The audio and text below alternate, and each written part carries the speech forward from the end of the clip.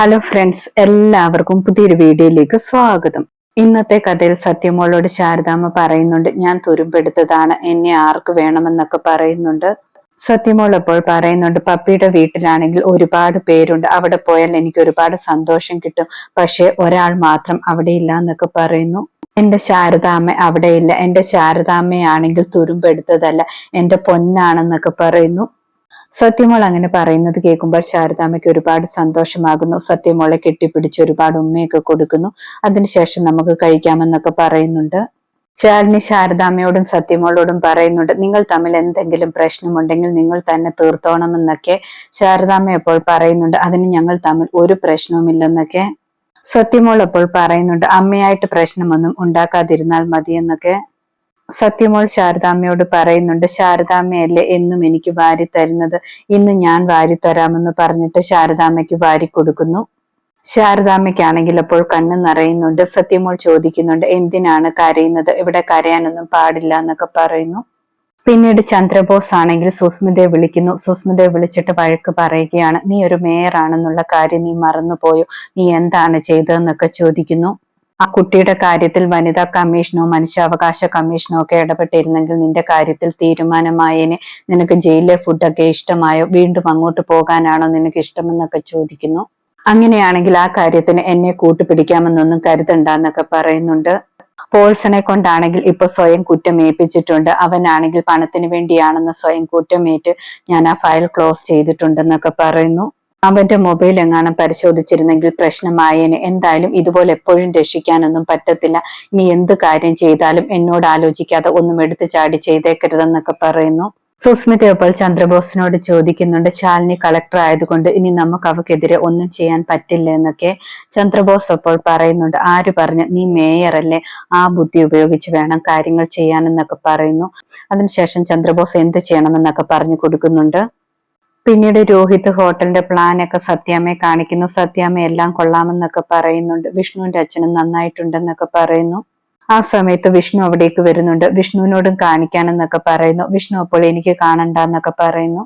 സത്യാമ്മ അപ്പോൾ പറയുന്നുണ്ട്, നിന്റെ ഹോട്ടലിന്റെ കാര്യങ്ങളൊക്കെയാണ് ഇതൊക്കെയെന്ന്. വിഷ്ണു പക്ഷെ അതൊന്നും മൈൻഡ് ചെയ്യാതെ അകത്തേക്ക് പോകുന്നു.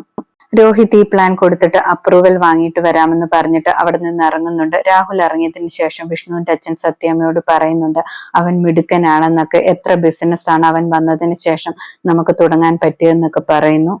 വിഷ്ണു അപ്പോൾ ചായയുമായിട്ട് അവിടെ വന്നിരിക്കുന്നുണ്ട്. ആ സമയത്ത് സത്യാമ്മ പറയുന്നുണ്ട്, ആമ്പിള്ളാരായാൽ അങ്ങനെ വേണം, മിടുക്കന്മാരായിരിക്കണം, അല്ലാതെ ഒരു പെണ്ണിനെ മനസ്സിൽ വിചാരിച്ചുകൊണ്ട് ജീവിതകാലം മുഴുവൻ ജീവിതം കളയരുതെന്നൊക്കെ പറയുന്നു.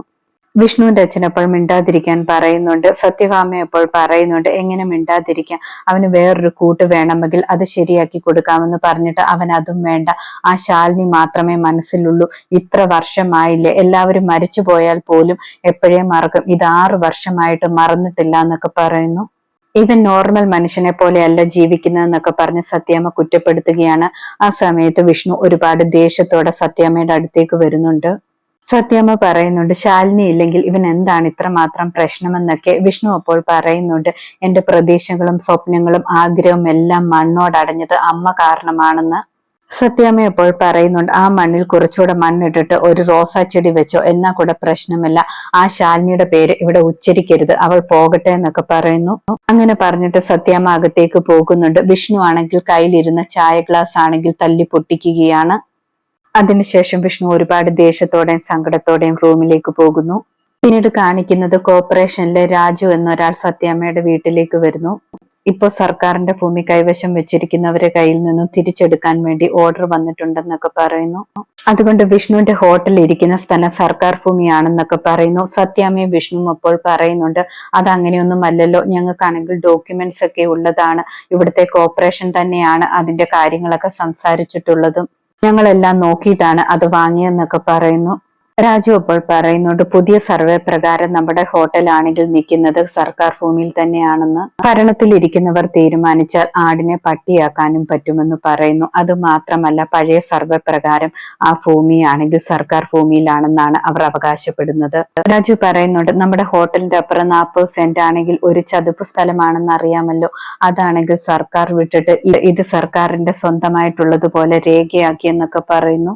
നമ്പർ മാത്രം ഒന്ന് മാറ്റിയാൽ മതിയല്ലോ എന്ന് രാജു പറയുന്നു. അത് കേട്ടിട്ടാണെങ്കിൽ വിഷ്ണു ആലോചിച്ചിരിക്കുന്നുണ്ട്. ഇന്നത്തെ കഥ ഇതോടെ അവസാനിക്കുന്നു. പുതിയൊരു കഥയുമായി വീണ്ടും കാണാം. താങ്ക്